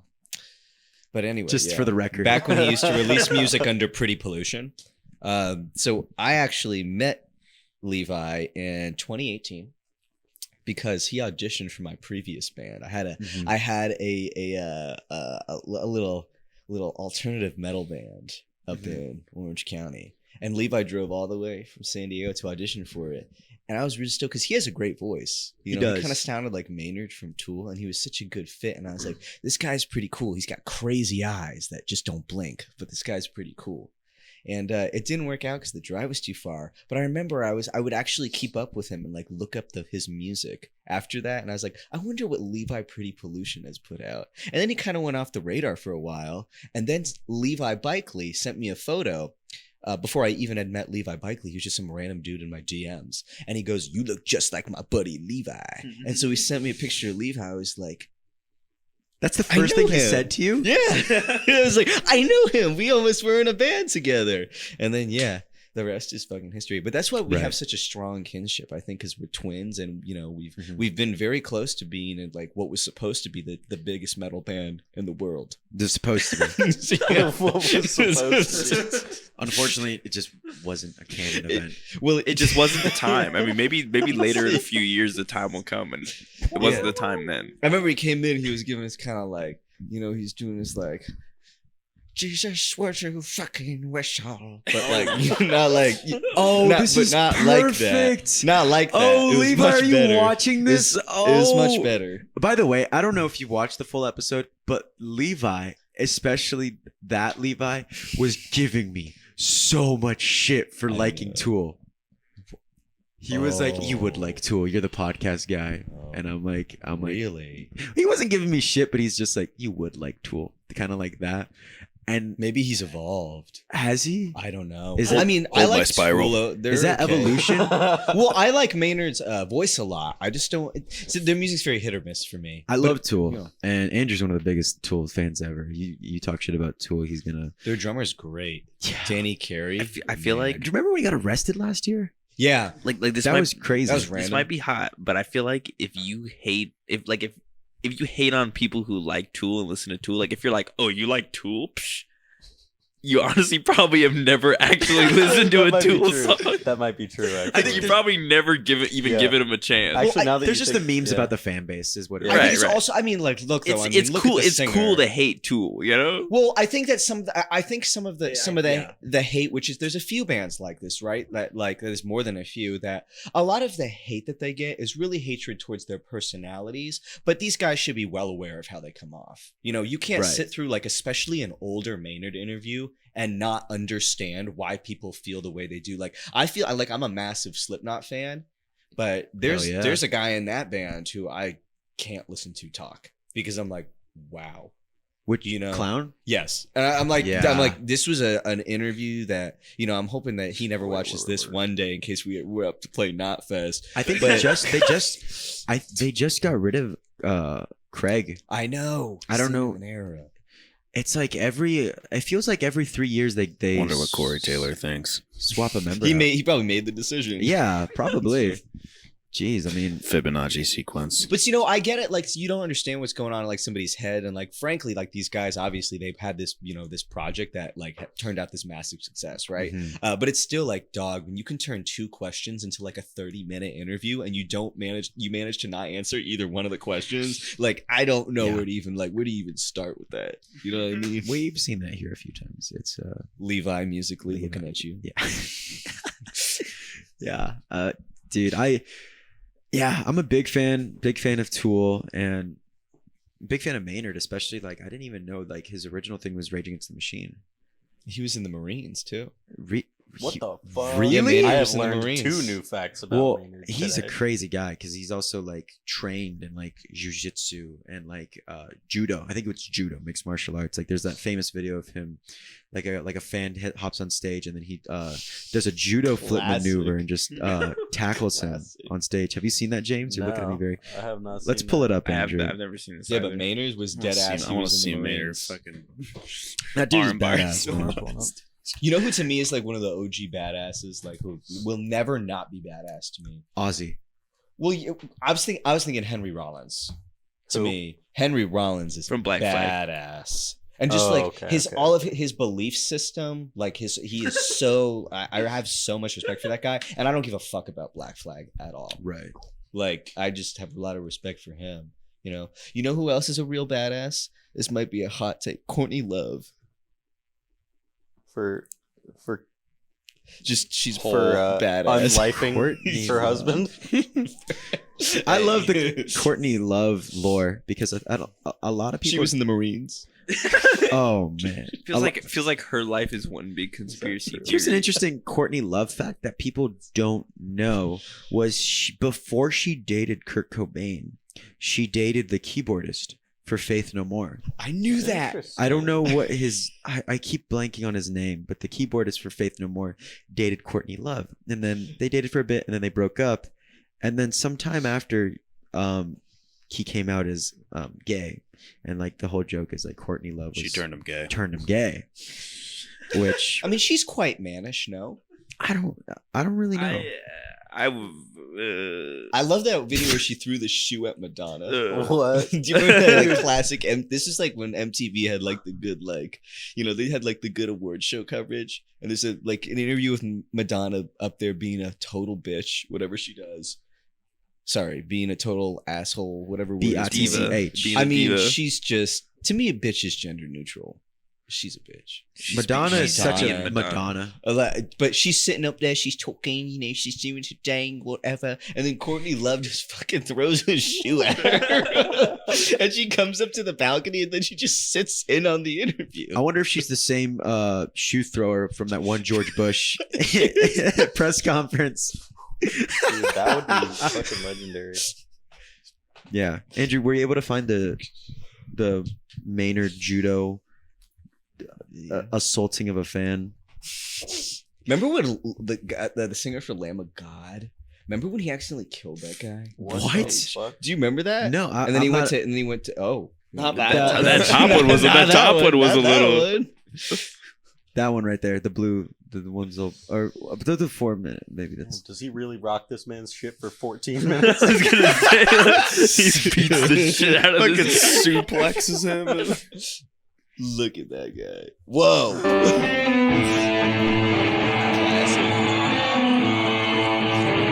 he turned down a bit. Bro, he's like fucking actual Gollum up there. Yeah, he is quite Gollumish. He's got an interesting curvature leading to his butt. He looks a little meek.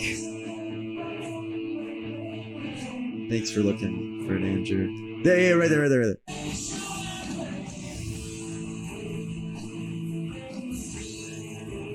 Oh my god, dude. There's your biggest fan in the world.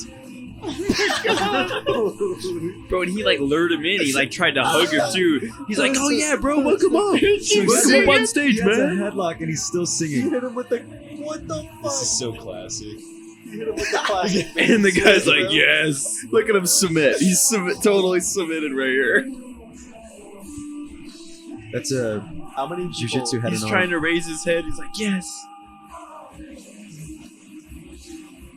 So would you guys ever consider this? Maybe. I would do something like that if I had the capability to, because I don't want people interfering in the live performance. Yeah. Like somebody, okay, in this day and age, really, like, people could look at that and say that's going too far, but are we living like past are we in the post Dimebag Daryl assassination I years know. where that's Seriously. not going to fucking creep you out? No, if somebody no, just you're right. runs up to you while you're on stage. So that's just bad behavior. No, I you're don't right. feel bad for the suplexy.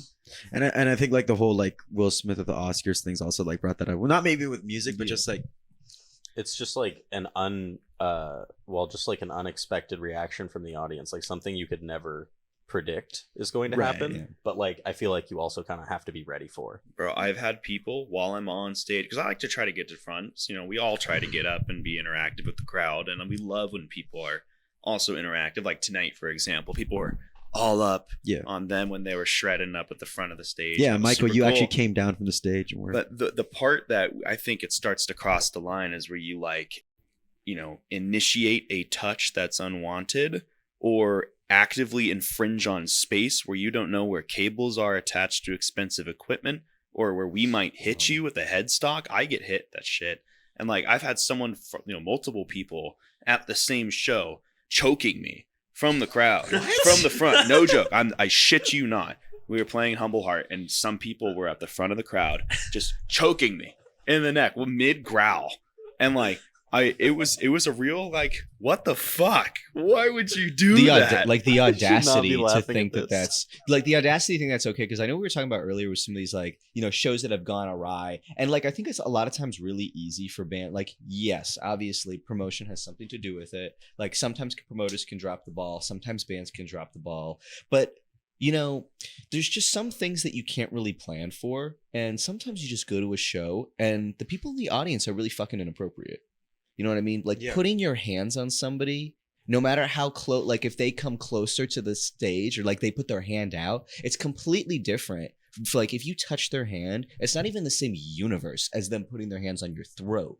You know what I mean? Or you're on stage and like man, I've seen a cut, like this is not shows we've played, but I've seen a show before. I was at a show in LA where there were these guys playing.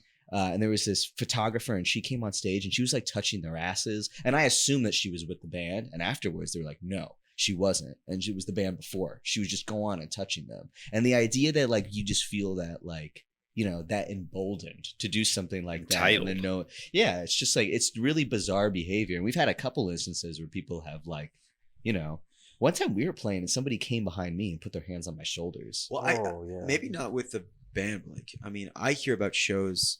Like sometimes, like I was at that show and then I didn't notice anything wrong. You know, there's a lot of moshing, and then like later I'll see on like people's stories, like, did you see this guy who was being creepy? He was like touching girls in the mosh pit and shit like that. Yeah. And that's always So fucking, much of that. That's Yeah. always fucking the worst to see, because it's just like so many of us. It is a trust thing to like mosh and have a good time and not hurt each other, and just, you know, and you see the same faces and it's all fun, but then shit like that happens and it's like, come on, dude. It's I like, mean, you have a room full of people who are out there having fun. You know, it doesn't like matter what your age is. People are out there having fun, sometimes in outfits and stuff that are, you're already maybe fighting this feeling of being uncomfortable, you know, being in a place with your outfit, and, you know, you're going there to boost your confidence and have a great time. And it just takes one of these, you know, absolute creeps who's in the crowd to take advantage of that situation to then make someone not even want to come back to shows. And it really sucks. Like, we've played a lot of these scenes where these predators are out there, and, you know, we've all seen the backlash on social media, but like at the end of the day, some like people get this backlash and they're still out there doing it. That's, you know, and no one like, And I think it's hard because, like, I mean, me personally, it's just me. Like, I can't see well without my glasses, and especially like it's hard for us to see and understand like that is happening in the moment. You know what I mean? Right. Because I think all of us are obviously on the page. Like, if one of us sees that, it's like, all right, like, Yeah. stop it. Stop that. Everything we can to fix that situation, because that's the most important thing. More important than any of our music or whatever. You know what I mean? have you guys been put in a situation where that has had to happen? Yeah, I have. I've told show venue owners before. We had a fan who saw us at the show last November who said that during one of our songs, some guy came up behind her and like touched her. And so yeah, we went to the venue owner and said, just gave him the description, and they kicked him out. Because that's the only appropriate way to respond to things like that. If you have somebody, especially if it's they are there at that moment, it's not someone who left. It's not something they've told you from like a while ago where you don't have like the active power to figure it out, or like if that stuff's going on right in front of you, you have a duty to do something. It doesn't matter if you are uncomfortable about like burning a bridge with the venue or whatever they say, or like maybe the promoter thinks you're making too big of a deal about it. That's secondary, you know, because there's a person who is being preyed upon in the establishment, And I don't really give a fuck how it makes you look if you feel like, oh, I don't want to be the one to say something. I don't want to complain. I don't want to be that guy. I'm like, that guy is the only moral position to take. If you're not that guy, you're Right. failing your audience, you know? Mm-hmm. No, I agree. Andrew, what's going on? Shut the fuck up.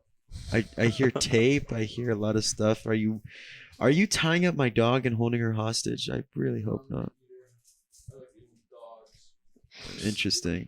It's interesting. My dog, I mean, it's late, but like she's made an appearance on every episode. She just hijacks in. What happens is my mom will just get annoyed and just let the dog loose in here and be like, this is your problem now. And Roxy's great. Yeah. What kind of dog? She's a Bring her in here. Where the fuck's Roxy? She's a mix. She's like she's mostly a dachshund, but she's just like a heightened dachshund, so she's like a little bit elevated. She has like her legs are a little longer. She got the extendo-matics on the Right. there. She's got the like just like the suspension raised on the little dachshund. So it's like I guess that's what she is. But man, yeah. That's got to be scary. Just like, yeah. I mean, but that's. I'm assuming like you got that issue resolved, and then you were able to go on stage and play and have a good time. Yeah. It was after. Or Oh, was it after? Okay, it was yeah. after. Well, they just kicked like the guy. The people who run the place are like super legit, so they just kicked him out. It was an immediate like, oh, I heard you were doing this. Oh, you can't be here. Yeah. You know, which is how you would hope it all goes. you know? I think to me, the two worst things are that it's hard to see sometimes in a moment and do something, and the second half is like Caleb said, like for some reason I think some people are afraid of like confrontation or maybe hurting their own image, you know what I mean? But like it really is as simple as like this takes precedent over everything, because like, you know what I mean? Like you said, like somebody's being preyed upon in this environment, in this establishment, and like we're trying to build a safe community, you know what I mean? And like celebrate new music, creating music, having fun, and in order to do that, we have to like protect that community, you know what I mean? And like it just sucks that some people, for some reason, aren't willing to like protect the community that we're all trying to build, you know? Yeah. But also too, I think that like, I don't know. Like especially like that's why we have like definitely like particular venues we really like a lot, like particular people, because I like that was a venue we knew that we could say something to someone and it would be like taken care of immediately. Yeah. It wasn't like this looming thing of like, I understand in other situations how things like very quickly can escalate and be very confrontational depending on who's doing it. You know what I mean? Like not every person acting in like a predatory way is, first of all, even afraid of being caught. Or afraid, you know, like sometimes people come to these shows and they're not part of the scene and they're just there for nefarious reasons, and they have to be dealt with in different ways because you don't know what they could do, you don't know who they are, right? But like a lot of these people, the scary thing is they do come to shows, you know, and they are very discreet about it, and they're like, you know, it's but that's life, right? You never really know who somebody is until they do behave that way, or you know. Yeah, and when we're on stage, man, like unless there's a commotion that we can hone in on in the moment, and then even then there's a delay period before we recognize what's going on. And I don't think that's ever happened while we're on stage playing a show. But like we just, from our position, we can't see what's going on in the crowd. Very often I won't even know how many people are in the crowd other than right in front. Like I got blinders on a lot of the time. Yeah. And they're focused on these complex parts where they're like, you know, when they're looking up, they're like looking out over the crowd. So it's, you know, we're not really in a position to where we can even do something while we're on stage. It's always after. And that sucks because then it makes us feel like, oh shit, we were up there kind of masking this predator's presence out in the crowd. Thankfully, it hasn't happened like that many times, but we definitely hear about shows that we weren't a part of, where people then go up on stories on Facebook or Instagram or wherever, and they talk about the incident. And it's like, damn, there are people like that out there in the crowd at any given moment that might just be discreet and not part of the scene. You would never know. Mm-hmm. I think, Andrew, we're coming up on 1:30. Yeah. Well, maybe do like one more question and wrap things up, because I know you guys got a long trip ahead of you, and I just don't want to end the episode on such a somber note. But I know we talked about the gimp suit and maybe the ideas of a grimp suit later, but that ship has sailed with the gimp suit. We did Shrimp suit. it. Shrimp. Don't get me, shrimp grimp. Mama. Don't get me heated again. But don't get me heated. Again. I was the gimp suit is gone, and then the piss jug, unfortunately, Under had- maintenance. had to be put into maybe temporary retirement for the moment. So far, yeah. She's And- on life support at the moment. Version 3 underway. And I would say you guys are not a band that needs a gimmick, and not that there's anything wrong with a gimmick, but what is the next gimmick? I don't even like to say that word as a bad connotation. Big gimmicks coming. I don't know that, like, yes, it's undoubtedly like a gimmick in the like definition of a gimmick, Right. but it's like we like little moments where we don't like portray this overwhelming sense of seriousness on stage. Like, the music's serious in the sense that it's technically good, skilled musicians all the way around, lots of thought and creativity goes into each song. Yeah. But I feel like people just need that little thing to laugh about occasionally, like reinstill in people that this is entertainment at the end of the day. Sure. And whether it's the piss jug or the gimp suit or the double-manned horse costume or us like- coming It's like the key in a is like straight jacket, whatever. the it key is like somebody will ask us like why? Like, why do you have the piss joke? Why do you have the gimp suit? Why do you why not? It's just it's Exactly. stupid. It's crazy, but you know what? Just let go of It's all fun. let go of Yeah. all It's that just whatever fun. you have And in I your feel head like and just laugh. when Just you guys- laugh at it. When you guys play as good as you play, you get way more leeway. And there's Well, nothing thank you. there's nothing worse than unfortunately a band that just isn't there yet, and they're starting out, and they could be like early in their career and they're just not there yet, but they just have the ambition and they want to do all these stunts, but like the music isn't there and it's just a little bit disjointed. And And it's, I think that's what made it come together so effortlessly is the music was already there. The skill is already there. Yeah. We've always we just ran been out fabulous. of ideas. It was like, Yeah. okay, what the fuck else do we do to like give us another edge up on Mhm. capturing people's attention? It's like, okay, let's just inject dumb shit wherever we can. right. And so I think that people, if people have a problem with gimmicks, they can really just fucking kiss my ass cheeks. Because, again, like, why do you care? Like, if you don't like it or you think it's stupid, honey, we're not at your door like fucking Jehovah's Witnesses asking for you to join our fucking brand. Okay, Right. Yeah, You just don't like, if you don't like it, don't come to the fucking know, Just show. move on. Just like with literally any like literally no one I think cares. I think people have a real problem these days with just moving on from things that they don't like. Yeah, it's true, Like it's I true. could list 5 bands right now that are hugely influential. It would be pearl clutching for me to say I don't like them, and it's like it's so wild to me that people care at all Yeah. about the interests of somebody else in any capacity. It's like Right, somebody it's will like- lose so much sleep over the fact that you don't think that their favorite band is the best. It's like, man, like this guy, like he really made some good arguments, and I was like, why? Like, what? You need a hobby. You need to get a job. You need to do Right. something because you are spending way too much time obsessing over what other people like. And, You and know? that's the thing is like as a political science major, it's just I'll just super quick. See, Yeah. I'm not the only one. I'm not the only one. They all one do thing- it. Yeah, they all do We it. exist. They all do it. it's It's just like I love more than the next guy like diving into politics and just learning about it and just do it. we can do it if you want. But- Chechnya right now. Hey, before this recording started, what were we talking about? Chechnya Starts with an right R, now. ends with an Russia. Russia, baby. Current state of. Russia, baby. Yeah.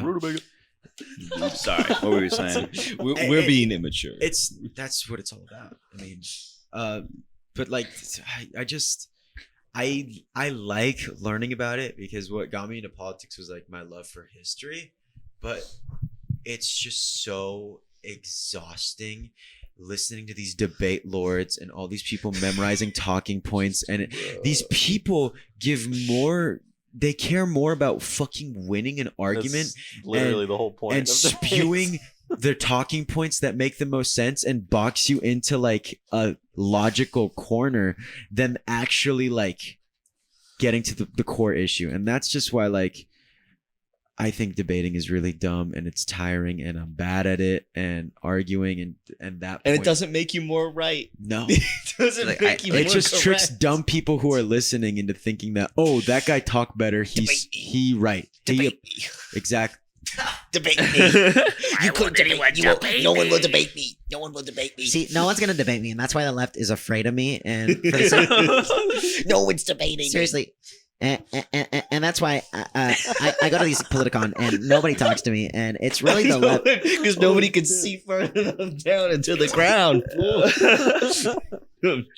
Nobody's looking at the guy sitting in a high chair. That's Right. no one's talking to you. Bro, I saw this one video of some guy going up on, or he like got on the mic to like ask him a question, and he was like, "Hey, I don't believe you that you're actually this height because I'm this height and I think you're shorter than me." And then he gets up. He's like, "I'll prove it right now," and he gets up. Sorry, I'll prove it right now, and he gets up on stage. He gets up on stage with him, and he's like, I don't know what happened, but I think it was staged. I think they had fucking Ben Shapiro in like lifts or something because this guy claimed to be 5'11" and he was shorter. I think a perfect example of what Caleb was talking about when it's like people need to stop giving a shit about what other people are doing because it is just so toxic was when Ben Shapiro oh my god, when he reacted to the Cardi B. Classic. And he's just like, Classic. My wife, who's a doctor, Has never had an orgasm.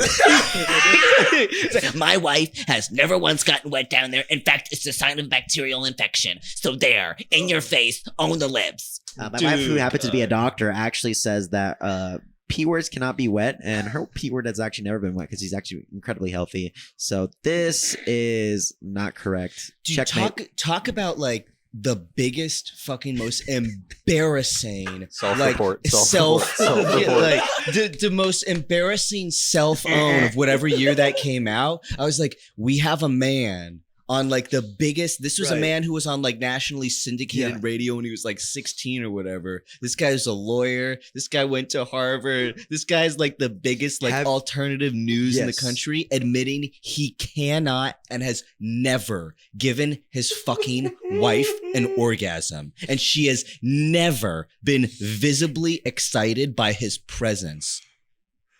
Her vagina is the Sahara, and he is fucking responsible. What a quote right there. it was. Dude, that shit sent me through the roof. It wasn't live streamed. He has a team. No one was like, pause. And Pause, just stop that. We know somebody. It didn't have to go We out know there. somebody who used to work on the Daily on the Daily Wire. and that we know it's a shit show on there. It really is. Yeah. So they were. I don't think they were happy after the reaction from that one. Hey, at the end of the day, Gingsu doesn't need the gimmicks. I don't think. I don't think what we do is a gimmick by definition, but it's just a part of the stage show. It's a part of the character. It's a part of having fun. Because it's supplementary. If there's anything I think you could gather from this, we just fucking have fun. Right. Absolutely. Yeah. Jesus Christ, Ben Shapiro is such a fucking dumb piece of shit. Holy shit. But I was trying to take us away from that. All right. I want to go back. Once you put it out there, I want to though, go back. once I you could put shit it on out Ben there- Shapiro all fucking day. He's part he's have you low heard his hanging music? fruit. Have you heard his music takes? Oh, dude, 'Cause he that rap just- is not music. He is the justified it big because one. I actually have a degree, or my father has a degree in music, so First of all, honey, your father having a degree in music. My dad has a degree in fucking whatever. He worked in the Twin Towers. That don't mean I died in 9/11. You know what I'm saying? Like, what? like, you know what I'm saying? Like, that doesn't mean anything. I don't. That doesn't mean any. My mom went to Columbia. Does that make me smart? No. What are you talking about? The validity of my take because my dad did something. You are an entirely different person. it's just gobbledygook of And the then- highest order. He just like Well, his Well, premise- from my point of view, the premise he established for like what music is so dog shit. It's like music is three things: melody, harmony, and rhythm. And rap is only rhythm, therefore it's missing two, and therefore isn't music. You know who's not taught in music schools? Ben Shapiro or his fucking dad. You know who is taught, or at least there's an introduction to him in any fucking sort of like musical history class? John Cage. Yeah. Who made a fucking whole piece that was just silence. So I'm sorry, but I think people have been debating what music is or isn't for a lot longer than these two fucking asshats been out here doling out their opinions. And I heard that guy play the fucking Game of Thrones theme on his little like shabby ass violin, and let me tell you, it had no heart, no soul, and those are the only elements in my music. Right. wait, So you're he can you, fucking- you tell No me there's dick, a no video balls. of Ben Shapiro Yes, playing. there is. No This way. it sounded. Yes, it is. It sounds like he was recording it for a fucking ringtone, and it was just the absolute opposite of a banger. Have you seen what he had to say about John Lennon's Imagine? Yes, I've seen him do the whole breakdown where he's like, Right. Imagine when people were only living for today. Imagine how shitty of a world that would be if people only cared about what happened in this given moment. Could you imagine if people had nothing to look forward to? They had nothing to aspire You to. never feed they your had no kids. You never have a family. You never do anything. If you only live for today, that means you don't think about tomorrow, and you don't have any plans for the future. Can you really imagine that? And this is what the left wants you to believe. Okay, and this is what's happening, and this is what they're gonna do, and this is what they want you to believe, and they're gonna take it away from you. Hey, just remember, I tried to take us away from this. dude, just don't eat. Like, I could go on for hours about these people, and like, I'm actually really not an angry person. I at can all. Very I can peaceful. I can play the national anthem on my cheek. By Do it. slapping Just my cheek. one. Mhm. Do it. You guys can't let me laugh though, right? It's gotta be one. No, we're one- gonna be one- One serious. take. The first. Hold on. What was that sound? It was like the weirdest. I gotta do Yes. Ready.